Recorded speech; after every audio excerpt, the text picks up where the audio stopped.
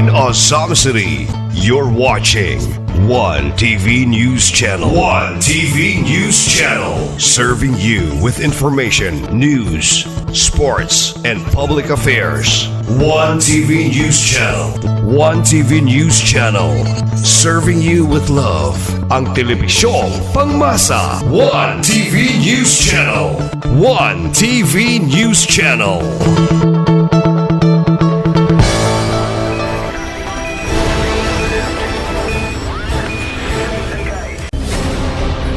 One TV special report.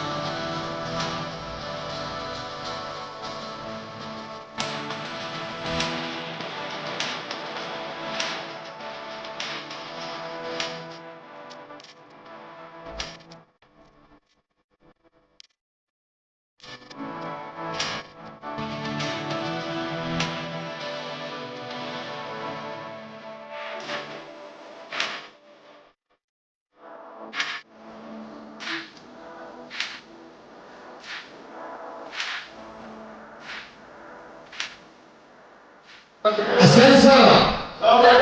Ascenso Misamis! Ascenso Misamis Occidental! Okay, requesting everyone to please stand for a moment to start our program number, the opening prayer led by the SQ Chairperson of the Honorable Christy Talan.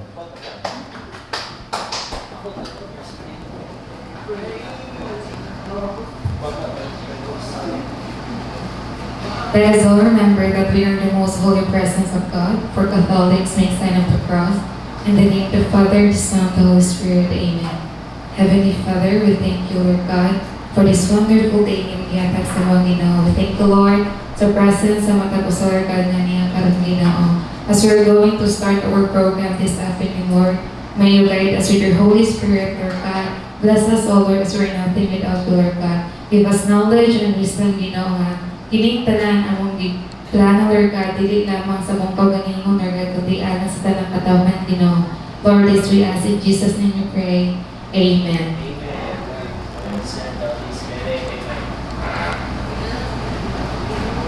Once again, good afternoon, mga Honorables! Hey! So, late na nagamay na sa itong time, sa call time as those especially. No? So, pasay niya ni. Hey, without further ado, let's have. Oh. Okay, so kaya sa lahat, ako di ay si Christian Gilbert, the scripture person of Barangay Sanay June, and I'm an MC for today's program. And I welcome you all to this leadership training and education program for the Sangguniang Kabataan Federation of Zambia City. Held sa Bar 7, 2020 held at the Place Resort, Tango, Zambia City. And now let's proceed to the welcome message to our pinakagusgan ni SK Federation President of Zambia City. Please help me welcome Honorable John Phil D. Duhailungsu. Please.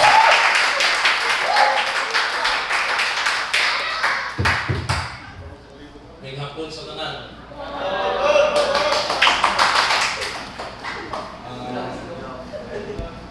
Ato bangkan ato kagalingon, no? Siguro ako pa, niyak pa, sinabi mga kakulian, karon ka mo na ako. So, magpapasalamat kayo, please, na naabot ka, dili lang unya, tapit, makatunan ng ulingan, kundi at the same time, magkakatulong tayo siya sa pwede magdala sa mga barangay in relation to pangalagad sa tuwang barangay panguli, no? Pinadala ka bulan, mag-iyan ang tag Ganang iyang tagdalan sa ito ang personal na kinabuhi.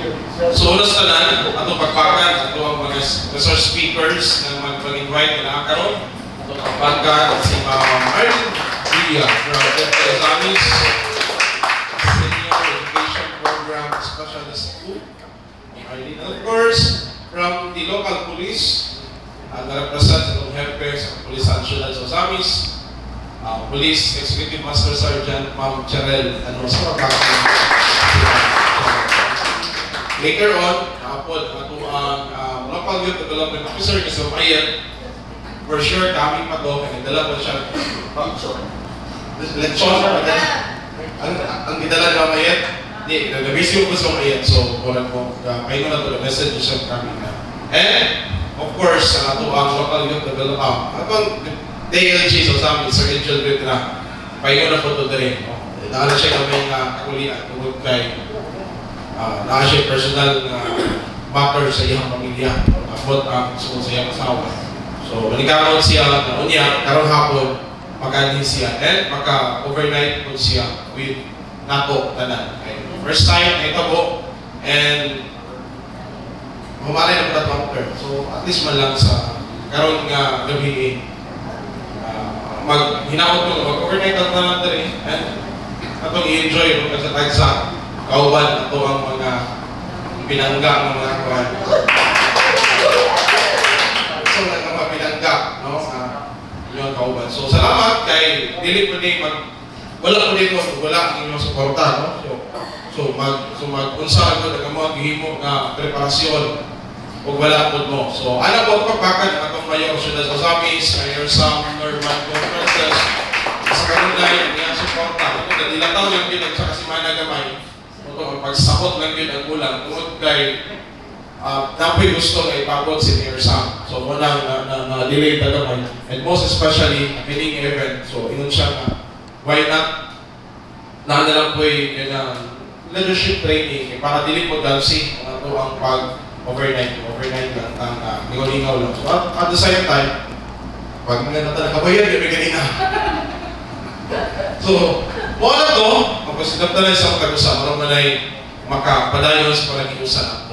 And with that, salamat kay naamon karon and when you don't win, hinamot po tanan. For sure, naamon po. Nalibag pakulian ko.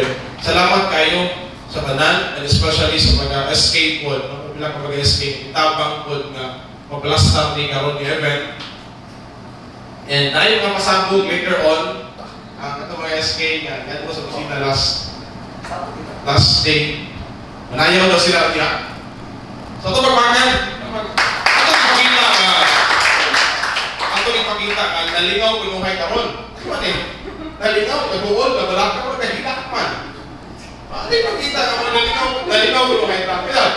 So, ano lang, and of course, most especially, maminaw to sa tuwang mga speakers karon kay sa kabisig nila, especially ng Marlene, nga sa Pador Balunta, and si Ma'am Ospod, nga ang ihatag yung tawag higayon yun para makapampit po sila ang mga skills, mga knowledge na pwede po na itong adapt sa pagpagalingon sa tuwang pagpanguligugma buhod. Daghang salamat. Dalayan ng Diyos. Once again, a super represent from Pure Volume Soon. Okay, thank you for the wonderful message, folks. Okay, matawag na mga SK. Honorables! Are you still there? Yes! Ascenso! Ascenso Misamis! Ascenso Misamis Occidental! Alright, now let's proceed to another part of our program, which is our speaker. Okay, I will introduce you our first speaker. She is from the Department of Education, Azamis. She is a Senior Education Program Specialist. Please help welcome our first speaker, Ma'am Marlene Villa. A round of applause, please.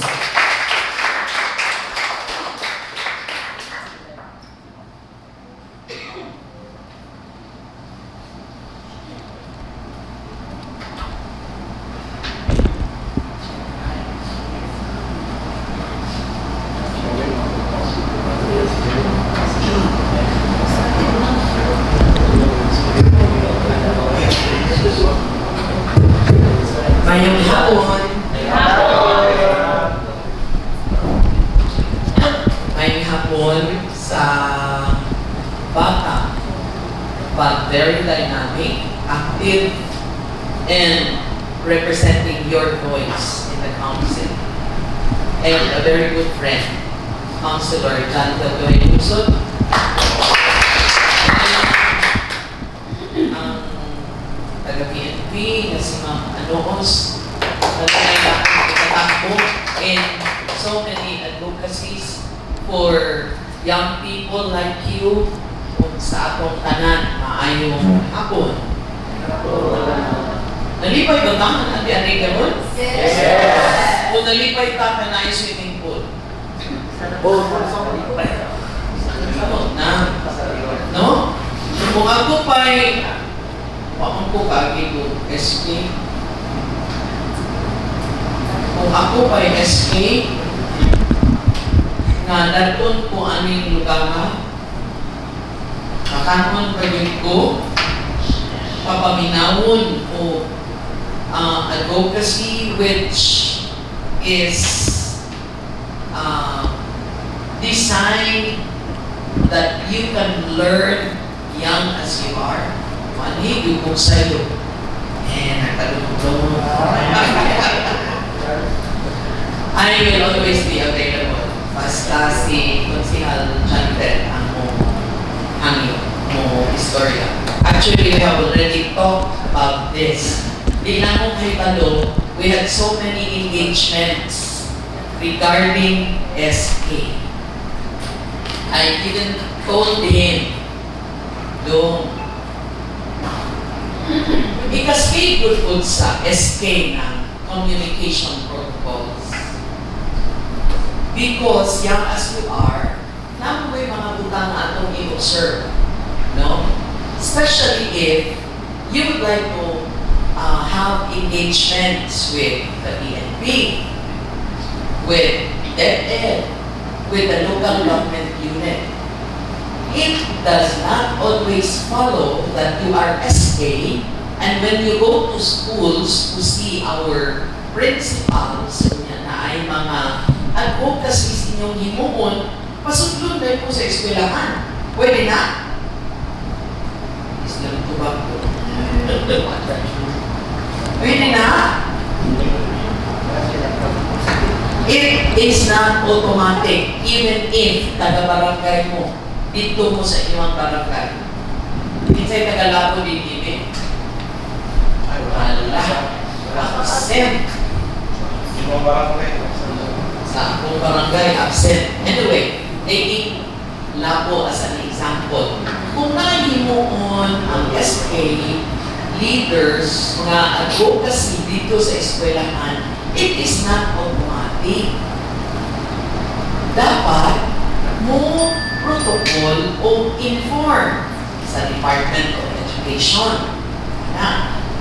Kana kung mga topics po na kabahin sa PNP na naapod mo ay kahibalo, di mo na siya automatic nga kinisunod ninyo sa eskwelahan, dili po ninyo i-course through the PNP because ilahaman po, nasa po.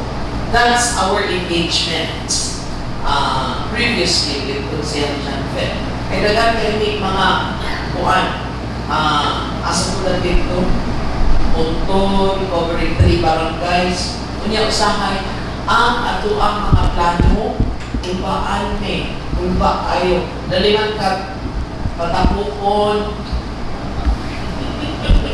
patapukon sa isang barangay, ang mga bata, ikan sa 5 barangay, kulbaan biya ni anak, because when the children are inside the schools, they are already under our care. Dawi karon inyong gihulaman kay nag-advocacy. Dahil yun, natakin po ang bata. Kinsa may manubang anak sa ginikanan. Imuon yun natin mas gory ang istorya. Kung mabanggaan o 10-wheeler, kinsa may manubang.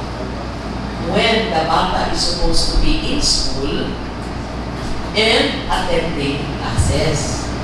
Anak siya, may atong consideration. Intro pa lang. Ang topic na gihatag ni Social John Fed sa akwa is effective communication and public speaking for sangguniang kabataan chairpersons. It is the master the art of inspiring and mobilizing your community through powerful communication. Mga SK leaders ng good mo, SK chairpersons, what is expected of you is that you know how to talk, you know how to convince, you know how to inspire your constituents. Why public speaking matters for youth leaders? Na ang youth leader na di kabalo o istorya? Na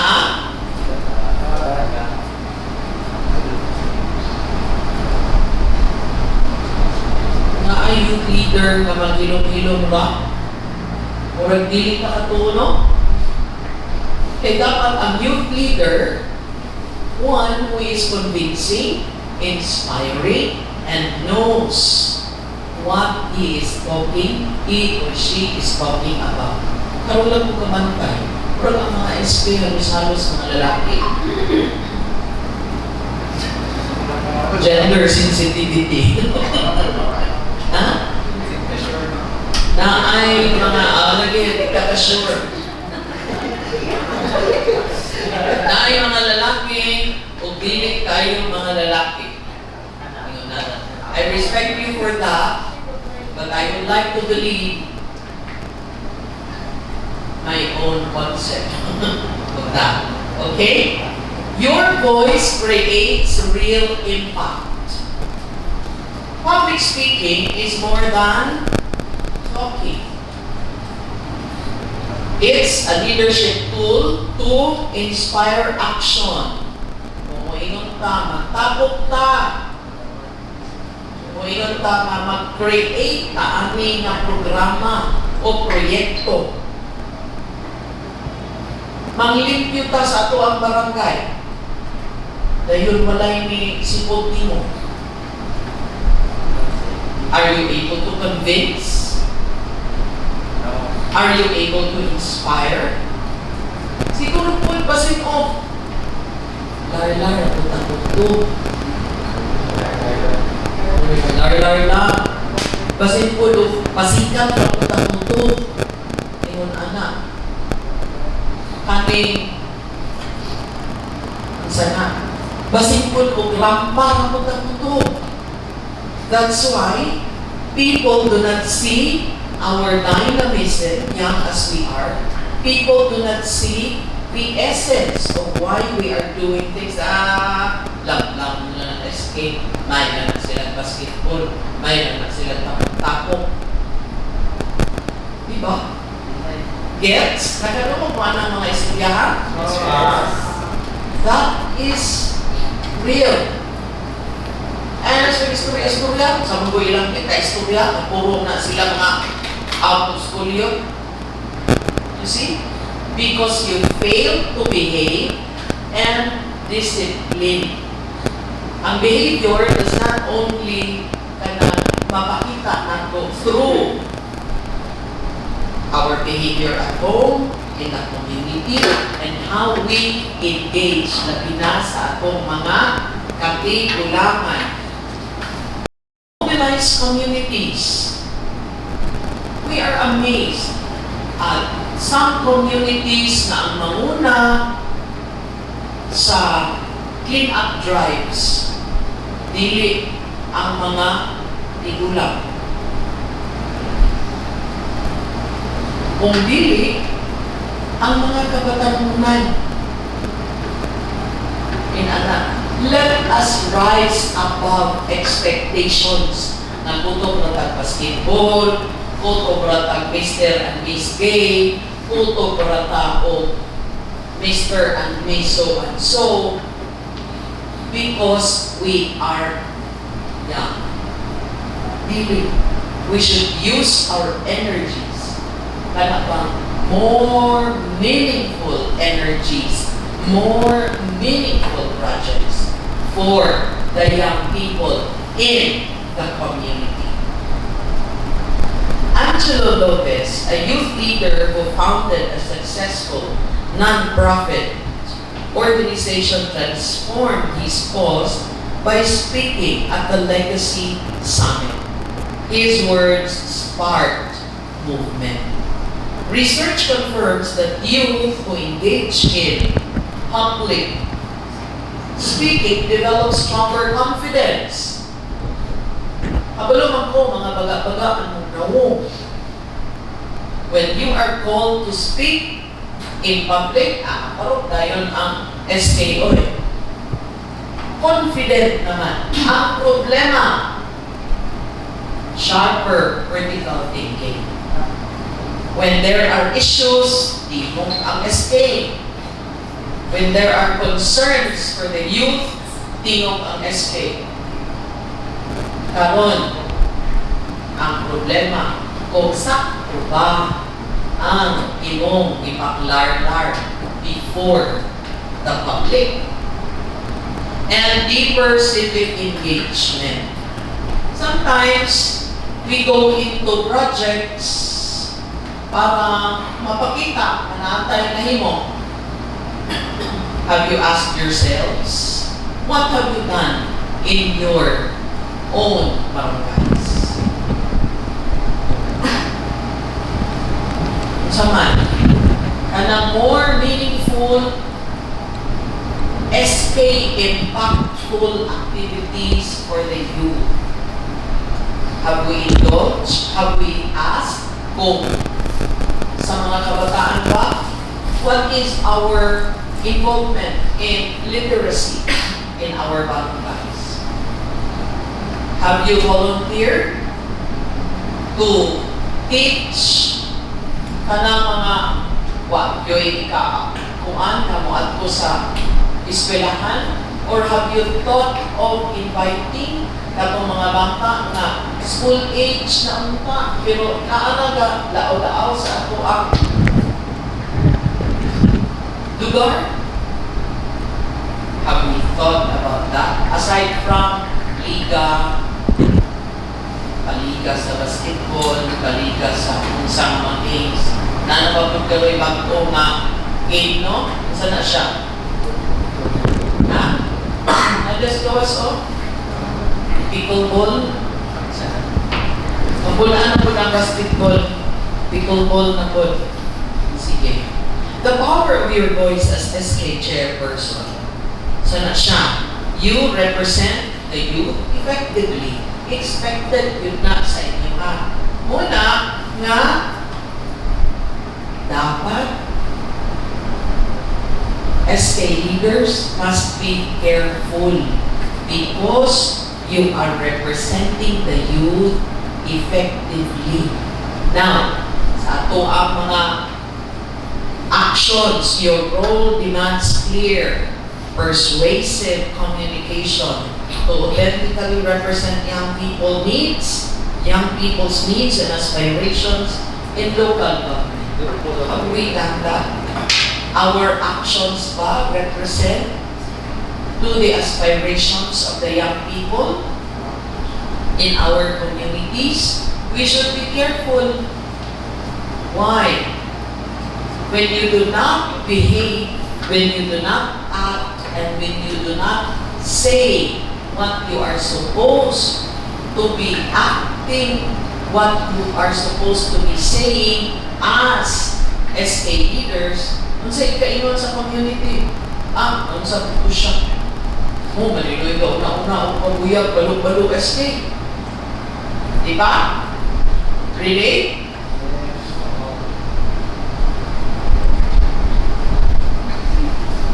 Unsa po siya? Kabastos niya paminaw.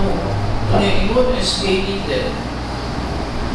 There are things that we love to do. There are even manner of dressing. Daghan ang yung ganahan o ganang mga backpack shorts, no? When dintras nata sa ato ang balay, sa ato ang manner of dressing as a youth leader. Unya kay, waman gali kay, ganay ni anak ni mo. Sabi ko siya, uy, mura nung kakante. There are things that you have to observe. Just because you are an SK leader. Daw di karon kay katapok-tapok man siya. Nagmaoy man.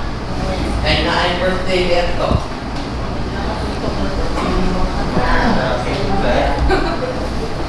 Ba? That will reflect. Yes. Atong balihon. What if nakakita kong maestra na niadto og merkado nga nakasuot og peg shorts, nakasuot og spaghetti, cleavage pagid kayo, paingon og merkado kay malit og isda. Sexy, wow. Muna na ako.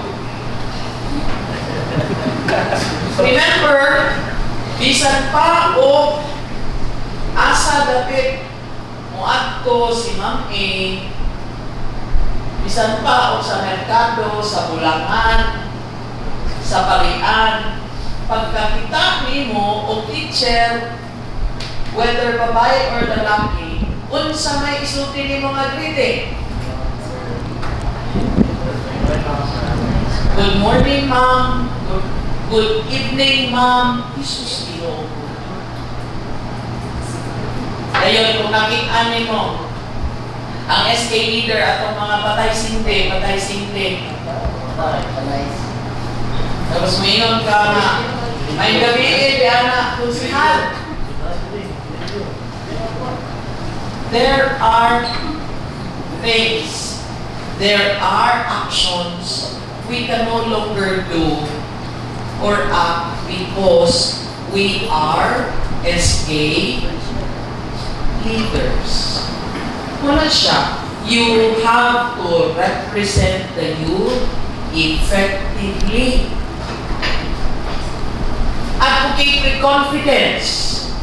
Speaking confidently helps you champion community needs, influence decision makers, and rally support for youth-led projects and initiatives. Wapo kayo ng programa.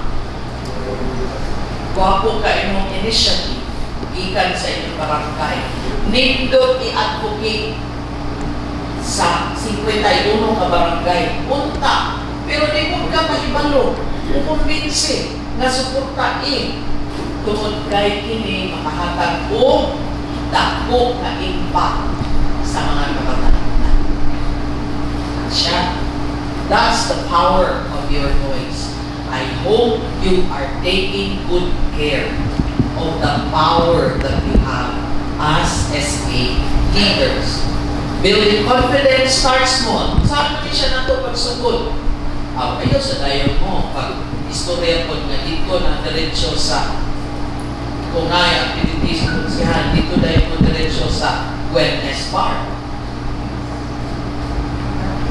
Begin with low pressure moments. Sa inyo ba sa mga barangay?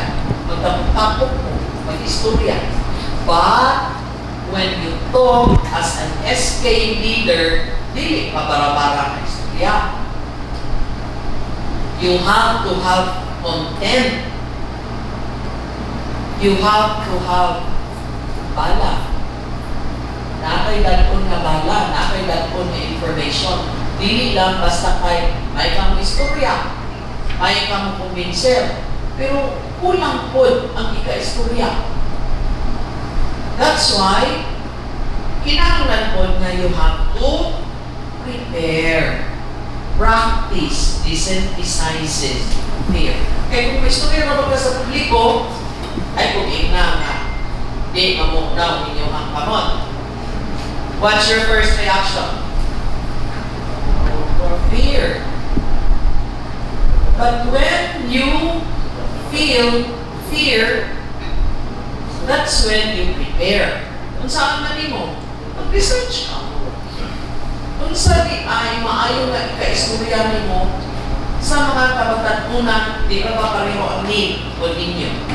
Kung ang SK leaders coming from rural and from Urban. So dapat ibang anak ninyo. The more you speak, the more natural it becomes. Each presentation reduces anxiety and strengthens your speaking muscles. Una-una, ang ato yung i-train is our brain. Pero para sa inyo nga, karon nga panahon, sa'yo na kayo na. Ano namin sa'yo na may AI. Ba, i-contextualize ko ninyo sa GPT. Kaya kasi kung maparyapon mo ang itong konsihal na nagbasa sa iyang prayer, kanya niyon siya na, you can feel free to you have to understand. Kaya ang AI kaya kay I still believe bisan pa unsa ayon ditong ato ang panahon sa unang no kay research mamanta, we go to the library, we read books, ingon anak karon sayo na kayo nila ang pag-research but dili gihapon sayo ang pag-research but I still believe garbage in, garbage out. Yun na siya. Kung sayo ang prompt, sayo gihapon yung naghihatag ni